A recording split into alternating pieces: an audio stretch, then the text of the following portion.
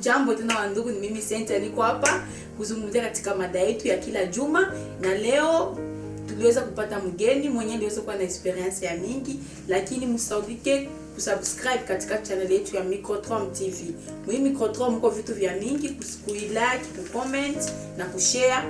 Surtout kushare, tunapenda maana mkisikia tu any news yenye itaweza kupitikana katika Microtrom TV, mwa wepesi kushare. Tunamilomba na huyu dada mwenye tuliweza kujumuika naye siku ya leo, tutaweza kutia numero yake pale ya telefone.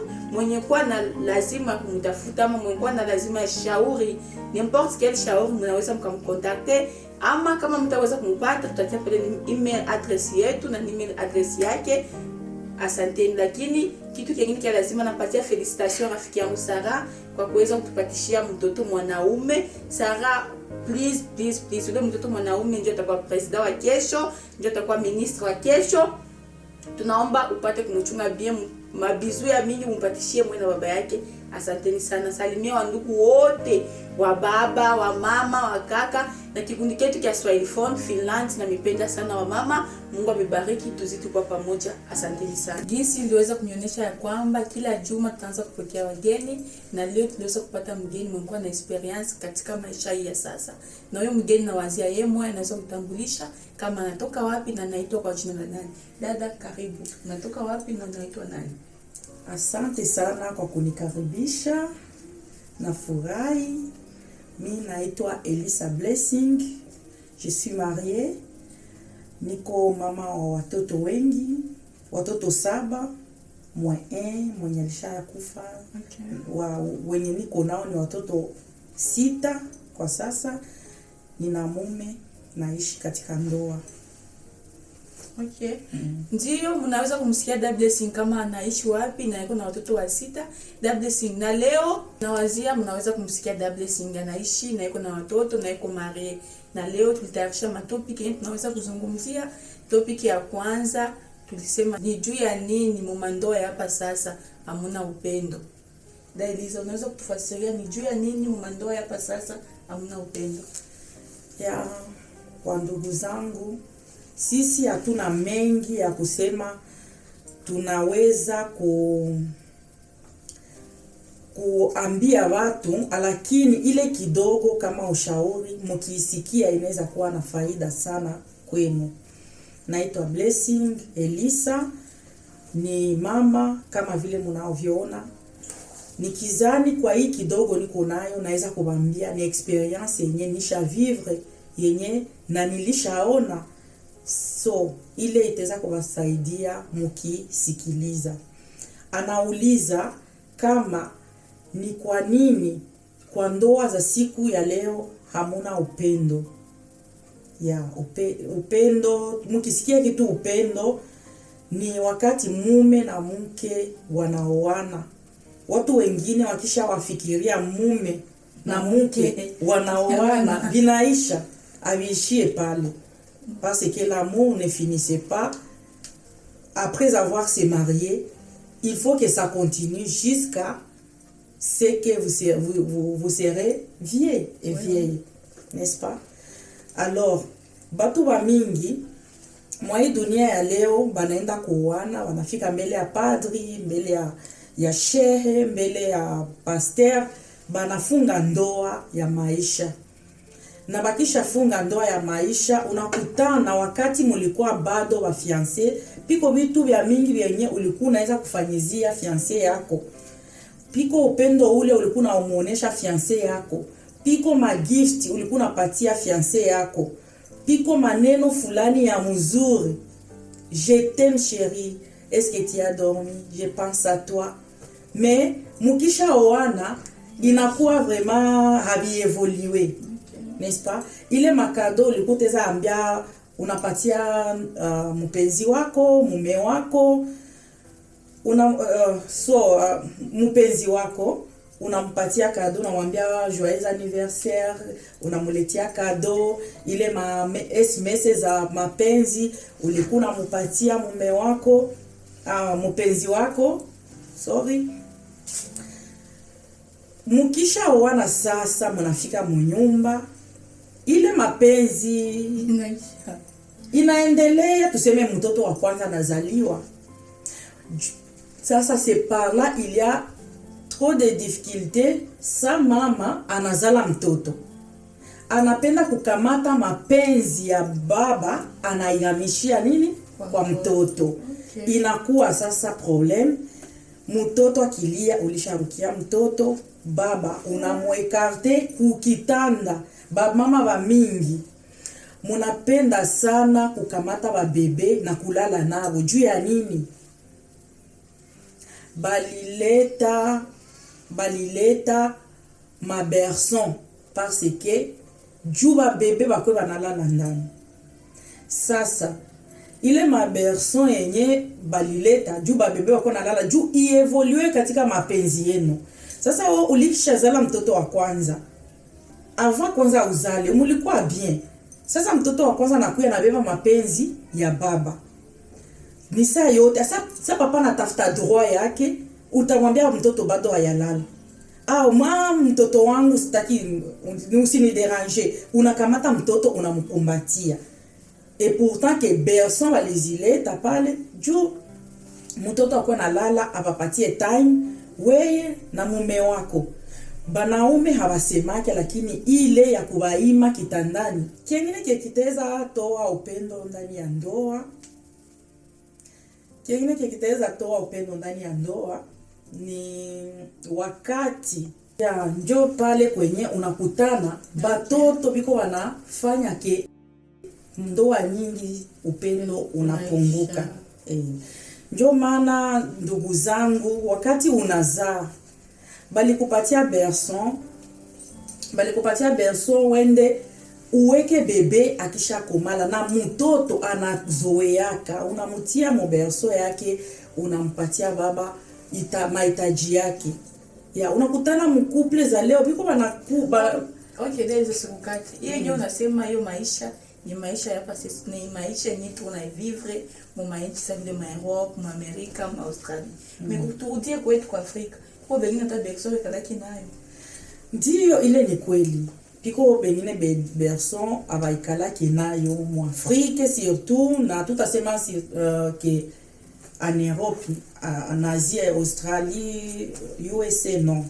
En Afrique aussi. Okay. Mtoto akishalala juu unajua Mungu akishakupatia maisha wala ungali mu Afrique piko mwae baba naye ataona mtoto hapa, mtoto hajalala. Lakini mtoto akishalala ni wakati sasa baba anakuambia besoin yangu vraiment, lakini unakutana mwingine mama analamusha mtoto nguvu tu pale juu mtoto alamuke aime baba besoin zake. Unakutana njoo ziko zinaporte infidelite. Uko na mume wako, ulishaolewa, alishakuoa, alikuchagula katika watu wengi. Unakutana watu mingi wiko bana briser mahusiano yao juu ya nini? Ya kutojiamini. Haujiaminie. Unakunaona tena unakutana kujiamini mfason gani yenye unasema? Tunaona wewe fason gani? Papa tuseme bwana yako alikuoa. Okay. Anakuoa, alikuchagula katika wanawake wengi. Wale wanawake wote aliwaona, lakini alikupenda nini wewe. Sasa unakuwa kutana kwenye wewe uko na papa, haujiaminie kwenye mwenzako, unashituka, unavimba, unaenda kumbanisha bwana yako. Pale no. Kitu kia kwanza mwanamke akona kujua na kukumbuka, akona kukumbuka kama juu ya nini niko naye. Maake alinipenda, alikutana na wengi wakati anakomala, wakati iko na maisha yake, lakini alinipenda mie na njoo akanioa, akanivika pete. Ile inatosha. Ile inabidi na mie nife nini? Nimuaminie. Imani nayo iko navunja couple nyingi. Kukosa imani, confiance hakuna.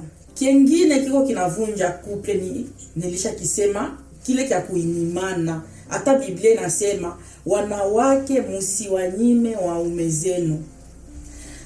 C'est pour cela unakutana wewe uko na papa pale, okay, anakulomba mzigo.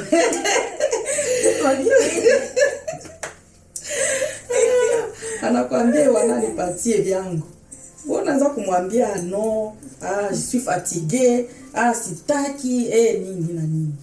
Ce n'est pas comme ça. Ndio maana nakutana hizi siku na ile kusema batoto habiko banafundishiwa mbele. Mbele baende wapi? Kundoa. Habiko banapewa mafundisho mbele baende kundoa. Kitu kingine, unajua au monde d'aujourd'hui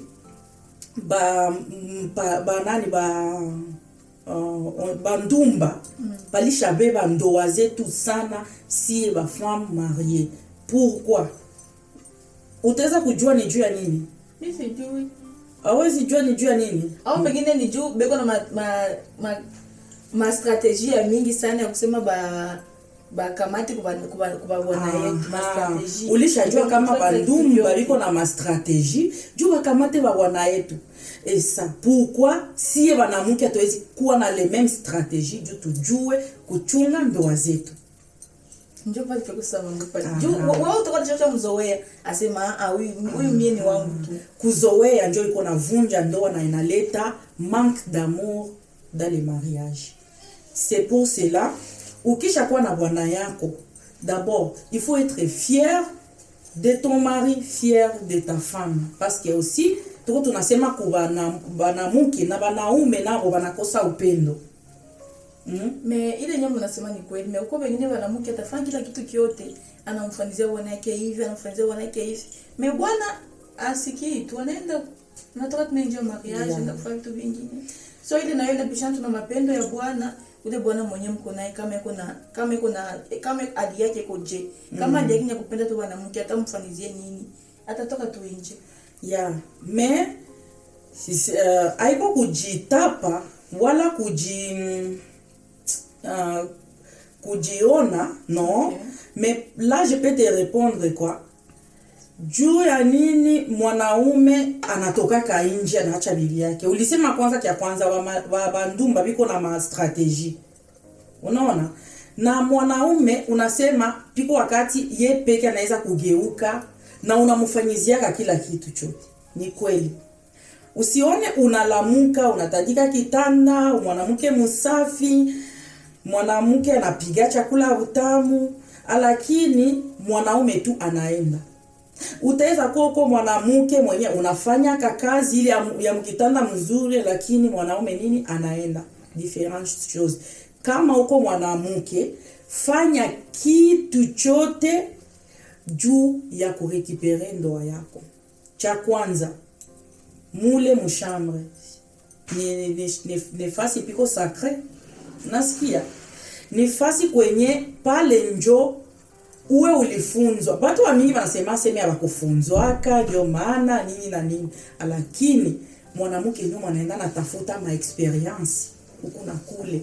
Nifanye nini juu ndoa yangu ibakie. Unakuwa courageuse.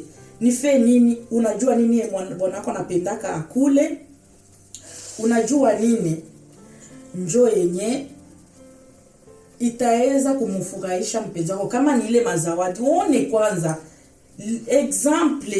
exemple ya muhimu ni kuangalia mfiancai. Pourquoi? Pendant que vous étiez les fiancés, hakukuchiti. Unavikumbuka? Okay. Anakuwa liko hakukuchiti. Sasa ukisha wawana naye njoo hakuchiti. Si mchokana. Hakuna kuchokana. Juu pale mafiancé kila mtu alikuwa anaishi kwao. Kila mtu alikuwa kwao, alikuwa anaita fulani haba na mkache. Napenda nikuone. Mei mnakuwa mariage, mwote mnakuwa fasi moja. Sio kuna ile pengine ndio asema ule ni fulani tutakuya tu. Mshaje kuchokana. Mimi mafiancé kila mtu alikuwa kwao. Unasema bien, mwili kuchokana. Sasa ujiulize jua nini utachoka. Wewe utakula maragi kila siku au utakula pondu chaque jour. Kisha usichoke. Utachoka. C'est pour cela utachoka. C'est pour cela il faut kutafuta stratégie ya kuchanger.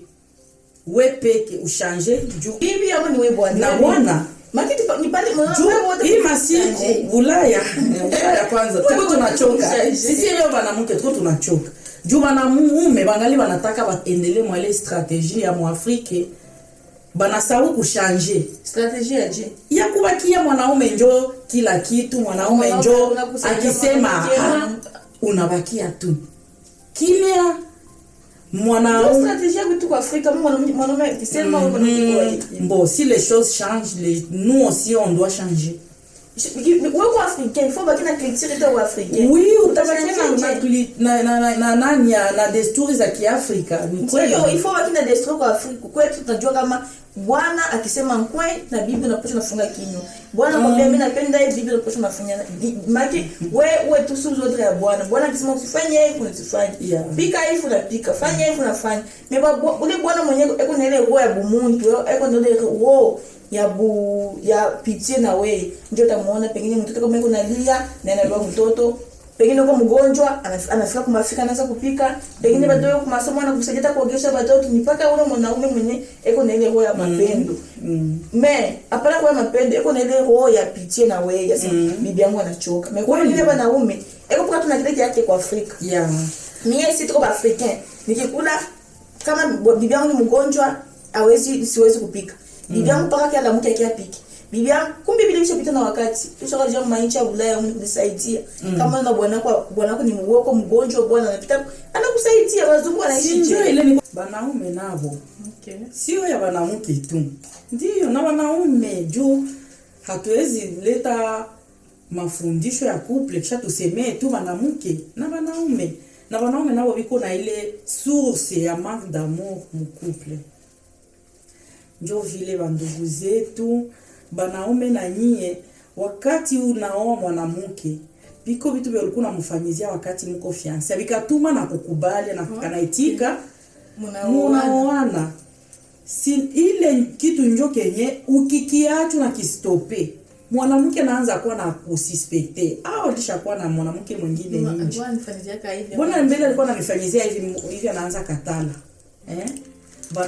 banaume wengine baima siku muache bushishe ndio unajua shishe ni hivi uko na nani mkono wa kufunga mkono wa nguvu wewe mwanaume uko na mwanamke au mpatie hata kitu juu unajua sema yeye anapata makuta kuenda na unapata yako naifunga hivi unajua kitu mdunia mwanamke ataweza kuwa boss et riche 100% mais avec $1 ya mwanaume inamfanya kwa na plaisir ya kusema je suis une femme na kitu kingine mwanamke wanaenda kumpatia makuta mais ile fait yenye akiva tu makuta ya bwana anasikia bien inakuwa raha unasema kwa bibi unasikia kama bwana anasema wewe utishapata yako wewe chunga yako ile ni mbaya ile nayo inaenda napunguza upendo ndani ya ndoa mwanaume naye iko na vraiment teza kwa source ya manque d'amour mu couple na ma secret bwana wewe usana ma secret basha kudifunika na ma secret zao unajua kama mimi utaweza kamata simu napatia mwanaume bwana wako naona kila kitu usemu fungule telefone kwa WhatsApp uko password hapendi uone inakuwa sasa tunaiba anaenda mdushu nachungulia unaangalia unakutana maajabu banaume nabo mkwe vraiment hakuna kitu sa vile fidelite tunalinda ndoa zetu tunapendana parce que manque d'amour dans les couples piko plusieurs choses yenye inatuma ile manque d'amour msuke mapendo mbele make iwe kwa mwanamke na kwa mwanaume. Ima siku ulisikia ma histoire ziko zinapitikana mwanamke alimwangia bwanake maji ya moto. Mwanamke kumwangia bwanake maji ya moto. Sasa pale ile unaona ile ma histoire ya vile ndio ma histoire nikalaka tena mzuri. Mais il faut fuatilie mwanamke mpoto wewe mai ya mwangie bwana. Ni nini fanyizisha mwanamke anafika kumwangia mai ile ndio problem.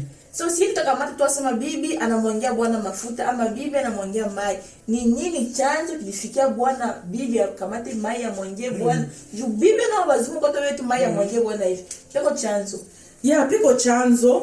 Piko chanzo ya bia mingi sana mu dunia ya leo ba africain unakutana ba Nigeria, ba Sauza, ba Ghanaian, Barundi, ba Nyarwanda, ba Kongomani. Make ilisha kwa mchanganyiko, haiko kusema tena nini na nini. Make mkuple utasikia Burundi, utasikia Uganda, utasikia Congo. Bibi alimwangia bwana mafuta.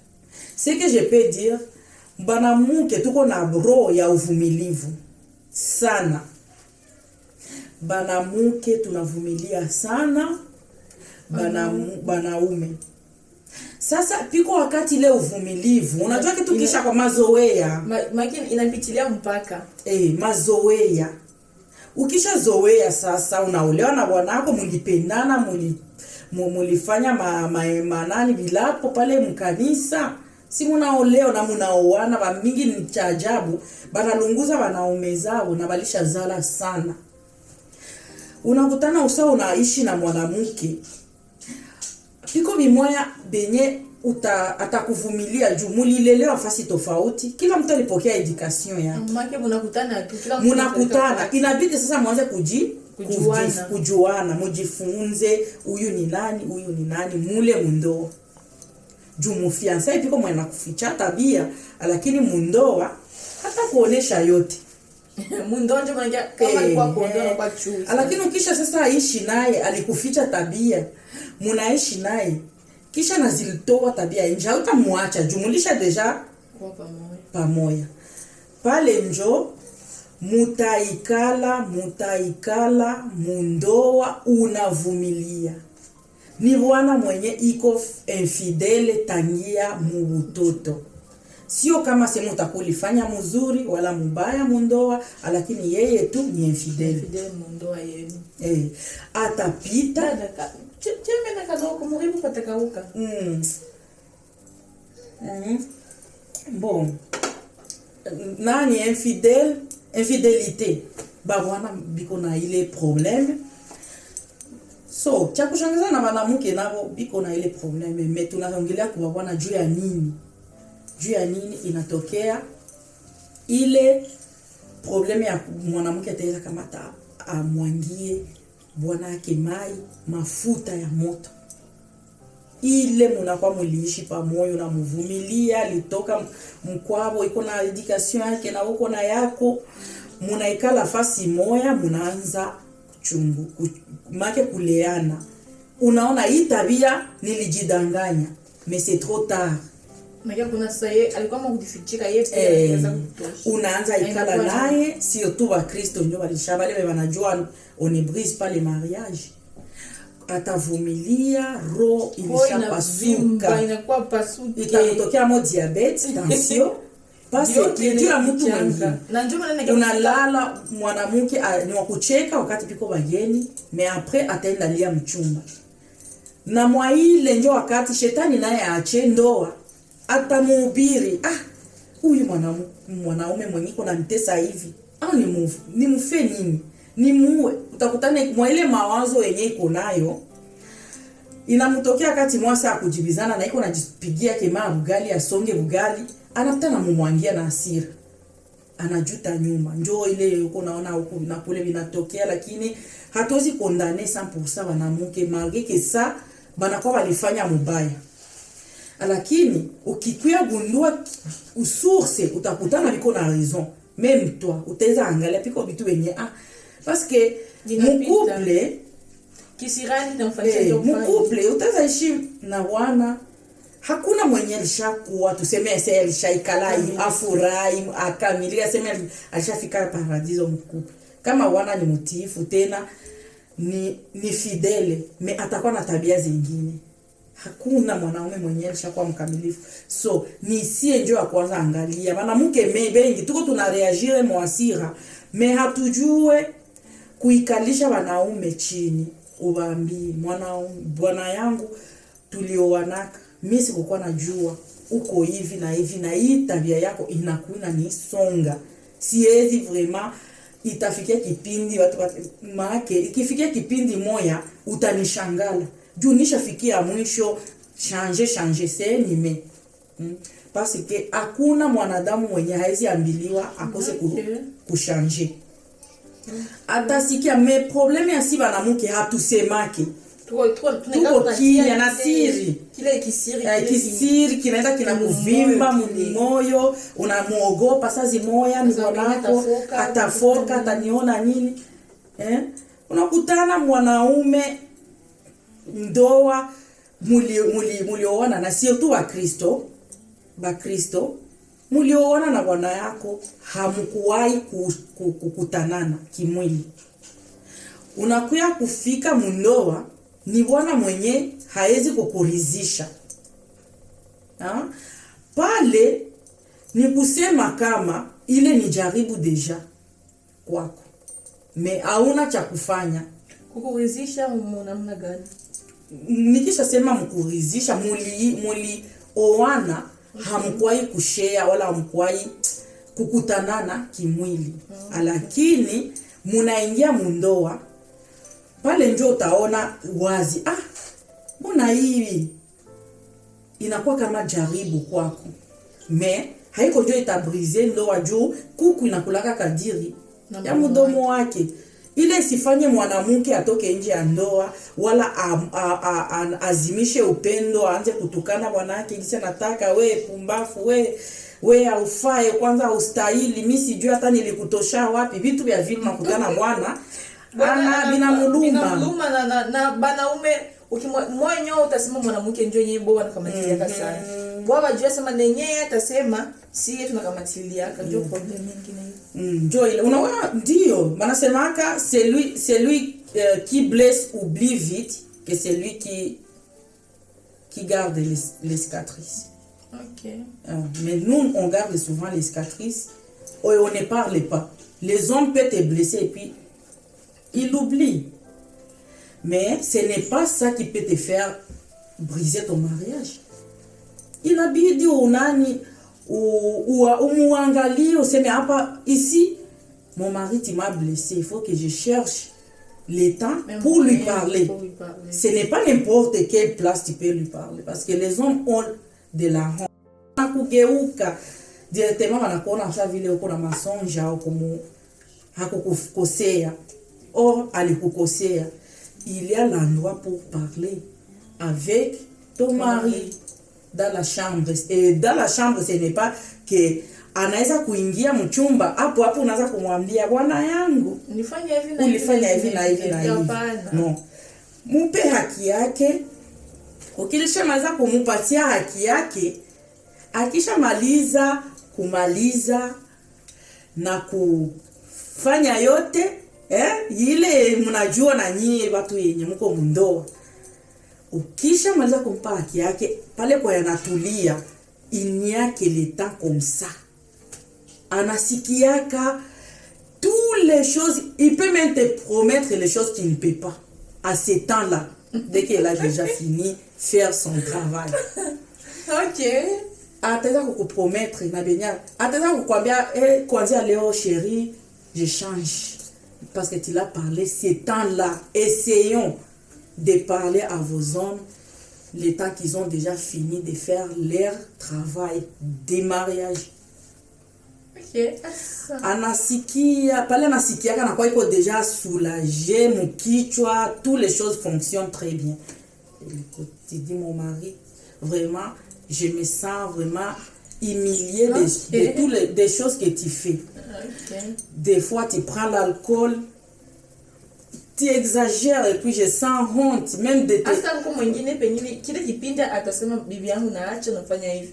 Mais kile kipindi kishapita tena anazurua. Ule anasikiaka. Wewe peke. Ingekuwa sema ni vile kama hiyo strategy hiyo mnasema. Abaitumiake mwanamke. Maana mwanamke mwanzo kutumia. Abaitumiake ile strategy. Mwanzo kutumia strategy. Ile strategy. Hiyo strategy ndio mwanzo kuitumia kwa njia ile kama unamwambia bwanangu unalewaka binanitia haya, hata nakulia unalia mbele yake, unanitia mna kupendaka, si kama nilishakuacha zamani. Hii ma probleme unafanyaka vraiment, hakuna mwanamke mutapata sana juu mie ndio mwenye Mungu aliumba juu yako, mie ndio wa kukufariji. Sasa mwenye nakunya pombe ni mtu mwenye kuna deja dépasser. Sasa wakati uko nakunya pombe, watu wanaanzia waza kama mie mie niko sa vile mtu mwenye mimi nakuletea ma probleme sana, njo pale unakamataka kukunya pombe. Vraiment chérie, pardon. Pardon, changer. Kama ni waufunga mkono, ambia chérie, mwa ile wakati tu. Pale kwenye unakuaka, mimi nataka uza kikwembe, au mimi naenda nazurura na wenzangu, mimi naona ebo wanauza, mimi siuze kitu. Wakati uko unapita unageukia wanamke wanajipodoa wanavala mzuri, mie sina ile capacité au ya kuuza ile makiage. Chérie, parce que mi kila kitu kyote kiko mikono yako, wewe ndio mimi nahitaji unipatie. Mimi nataka ukwe unanikumbuka, unaniuzia peut-être au unanipatia, mimi naenda najiuzia na mimi nife hivi nipendeze. Ile nani ya kusema msaada ile unaenda unasaidia kwetu na paacha. Nimekuwa wengine wanaume yanapenda paka yeye si ndio pale utamwambia na kitu kingine daidiza, kitu kingine kinataka fujo. Si tu mwima nchi yetu ya Europe ma Amerika ni makuta. Wewe hiyo makuta ndio chanzo cha fujo. Siwezi mimi najua kufasiriaje piko banamuke wengi benye balifikaka na bakaacha responsabilité yote mu mikono ya banaume zabo juu ya ile kugarder coutume africain ya kusema c'est l'homme qui gère, c'est l'homme qui travaille, c'est l'homme qui fait tout. Si et tout tunapasha kuba lomba ya me mwanaume anapita na anakuwa na ile je ne sais pas comment je peux le dire, ile ya kujifunga, anaanza ona aanze kuintimidate watu ya Mwafrika, anatuma Afrika anafanya hivi na hivi, anasababu kama mwanamke naye ile ni droit yake, tena limuamini na alimurespekte na alimupenda, ndio maana alimupatia ile responsabilité. Anasababu unakutana mwanamke iko analia kila siku, hana chochote na anapataka. Sana pataka hapa tunapataka, lakini unakutana hakuena chochote, kila kitu alikiacha mikono ya nani? Ya mwanaume. Okay, wandugu watazamaji, muda ni mdogo, mambo tuko na mambo ya mingi ya kusema. Mambo ni mengi. So mutege tusikio, tutaendelea na hadithi yetu. Sasa da Eliza, katika kama mko na bwana mnapikana, mnafanya hivi, mtakimbilia kwa nani kulomba makonseil? Ya hapo ndio huko vraiment hapo kwa kwenda kulomba conseil piko examen, il faut bien regarder nani mwenye unaenda kulomba conseil. Juu utaweza kukimbilia mtu mwenye yeye peke binamshinda mnyumba ni shida, hata kukonseiller hakuna mwenye anaweza kukonseiller kitu kenye yeye peke hafanyaki. Hakuna mwenye ataweza kukonseye kitu kenye yeye peke afanyaki. Okay. Njo pale kwenye unakutana utaweza pelekea mtu akukonseye. Anakukonseye wenye yeye alisha vivre, si peut-être alishaka deja kuwa séparé. Anaenda na wewe anakupandishia emo ile nani ya kusema il faut aussi séparer. C'est ça les conseils. Anakuambia moi aussi c'est difficile, bientôt je vais quitter ce mariage. Atakwambia les mêmes choses. Okay, ndugu watazamaji, mnamsikia jinsi dada zanatoka nafasiria, ndio maana kile nilisemea kwa mwanzo ni dada mwenye eko na experience ya mingi. So kwa wale wote walikuwa na difficulté mwa mariage, msitone juu ya miaka hapana. Enye nafanisha mtu kusema bitu ni arts yenye unafanya. Mkibakida huyu ni mtoto, huyu ni nani hawezi kuniconseiller, ndio alisema tena hapa ya kwamba tuko nabakia sana na culture yetu ya zamani. Ndio maana huyu dada hapa iko na makonseil ya mingi, ndio kile tuliweza kumfuata. So atatia pale numero yake ya telefone na email address yake. Ule wote mwenye kuna difficulté, hapana tu difficulté ya mariage, difficulté pengine uwe jeune, uwe kaka, uwe nini, numero yake ya telefone tutatia pale, mtaanza kumconsulter. Anaita kwa jina la Da Eliza Blessing. Karibu sana Vanta. Karibu sana. Channel hii iko na mengi sana itawaletea. Yani mkiifuata kuanzia mwanzo na kusubscribe katika channel yetu ya Microtron TV. Mule Microtron TV ndio mnaweza mkakutanisha vitu vingi ambavyo vitaweza kunijenga ya maisha ya hapa Bulaya na Afrika. Ile tu tunazungumza hapa ndio vitu vimefanyika. katika manchi mbalimbali, biko binafanyika, nasema tuko tunasema tu, biko binafanyika. So tunamiomba mwe wote msubscribe katika channel yetu ya Microtron TV. Eliza, eske ma conseil inaweza kuleta amani katika ndoa yetu? Conseil itaweza leta amani ndani ya ndoa. Façon gani? Conseil ni kitu kia muhimu sana, mais il faut voir qui a te donné ces conseils. Juko kuko ingine baina kumishauria hapo, mnasema okay, papa tunasikia. Ile fetonye au pasteur ndio mwake kukonseil, ama ni shehe, ama ni nani, akitoka tu nje mnamwambia unaona wewe ufanizisha n'importe qui peut te donner les conseils, et ile conseil na kitu inakuwa ya mzuri. Hata mtoto wako ataweza kukushauri. Okay, ndio maana tulisema ya kwamba conseil haiangalii miaka, haiangalii umri, asema huyu ni mtu fulani ndio anaweza kuniletea conseil. Hapana. Conseil ni kila mtu mwenye kuwa na busara mkichwa anaweza kukupatia conseil. Sinon teza kwa niko énervé. Okay. Niko vraiment décisif. Mimi nasema cette couple vraiment ça me rend folle.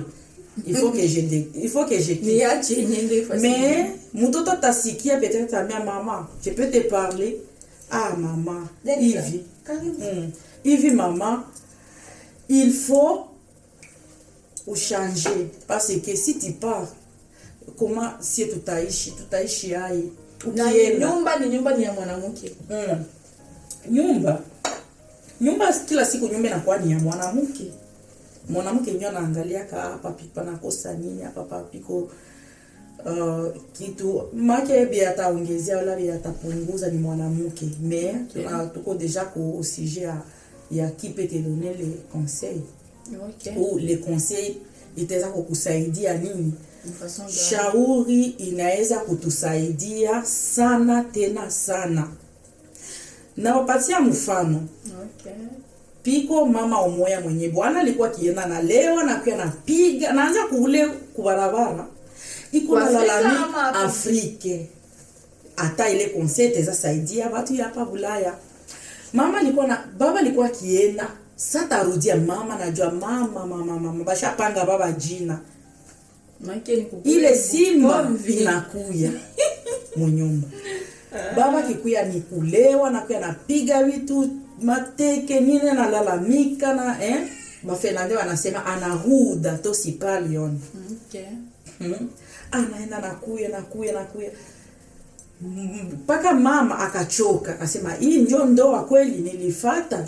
Nachoka bwana wakunipiga kila siku. Alikuwa watu wangapi huyo mama? Alikuwa na watoto kama 9 mwafiki wanazalaka. Baba anakuya anafanya madésordre zake, mama anavumilia parce que c'est mon mariage, où est-ce que je peux partir avec ce nombre d'enfants. Anasema quoi? Tu sais, Afrique, piko wengine bazazi, ils aiment trop le fétichisme. Maglozi, bien vitu ya maglozi. Manani magrigri. Njoo hii manani mafurushi mfu bafumu wanapanaka juu. Mama benye banenda utafuta madawa kwa fu. Directement la femme a fait quoi? Elle est partie, elle s'est posé encore des questions. Qu'est-ce que je peux faire? Dès que son homme là arrive, anakamata mai anatia mkinywa. Mbona anakuwa na mainsulte zake, anakuwa na maproblème, anapigana nini mbwana bibi koto. Ça le dérange pour les répondre et ne peut pas. Il a déjà mis de l'eau dans la bouche.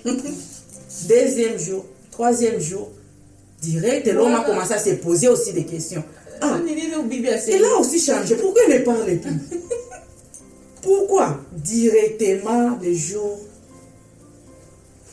suivant, l'homme a dit vraiment, ma femme, pardonne-moi. Je ne sais pas quel plan que tu as pour moi, parce que tu es trop calme. Tu as changé. Pardonnez-moi, à partir d'aujourd'hui, j'ai changé. So mama wasikilizaji, mnasikia ingine sekrenye da Eliza natupatishia, kama uko na bwana mwenye anasimaka sana, beba tu mai mkopo ukunywe. Bwana atasema leo, atasema kesho, atasema kesho yake. Beba tu mai mkopo ukunywe. Tuko na strategie za mingi za kuchunga ndoa zetu. Bwana atasema mara mingi, mara 3, mara 4 na kumushu bwana pika tulichokea tu. Atakuwa anasema mari afanye kwa ongea. Mada za ndoa haziisha leo wala kesho parce que ni bia mingi. Sasa Dailiza tunaingia tena mwingine debate nyingine. Baba au mama yako banaweza kutafutia bwana mwenye utaolewa naye, ama banaweza kutafutia mwanamke mmoja utaolewa naye. Hii ni debate ya pili yenyewe tunamuuliza mama Eliza. Familia ya baba yako ama mama yako banaweza kutafutia mwanamke mwenye unaweza kuoana naye, ama mwanaume mwenye unaweza kuoana naye? Ndio debate yenyewe na Msada Eliza, na ndio tunaweza kuzungumzia hapa sasa. Nasikia swali ya dada anasema hivi, est-ce que c'est normal de nos parents pour nous trouver les femmes ou les hommes pour épouser? Nasema non. Haiko. Juu papa au mama ndio wanajua kasema pale pepe mtoto akienda ndio atapata pengine mtoto wa kabila yetu, mtoto wa hivi. Asa mwe nasema bazazi biko na raison ya kufanya vile. Tena bazazi yetu habana raison. Des choses qui viennent encore qui se ressemblent mais différemment. Bazazi biko na raison ya kututafutia wanaume juu ya kuoa. Mais ça c'est les choses qui est bilishapita na wakati. Ce n'est plus les choses d'aujourd'hui. Hapana, juu niko naona mwema nchi yetu kama Europa au Amerika au Australia. Unapoona mtoto wangu karibu wao. Hapana, usioe Mfinlande ama usioe kwa Amerika, uende kwa Afrika, familia fulani kwa mwanamke fulani. Bila kufanyika. Question difficile. Juu ya nini? Juu muzazi mie kwangu muzazi kunitafutia bwana vraiment non. Parce que ataweza kuwa iko na amitié na famille fulani. Kisha akishaenda kwa hiyo familia anaona garçon fulani naye pale anawaza ule garçon nyuma atakuwa kwa mwanaume wangu wa maisha wa ndoa. Mais peut-être que ule garçon mie sitampenda.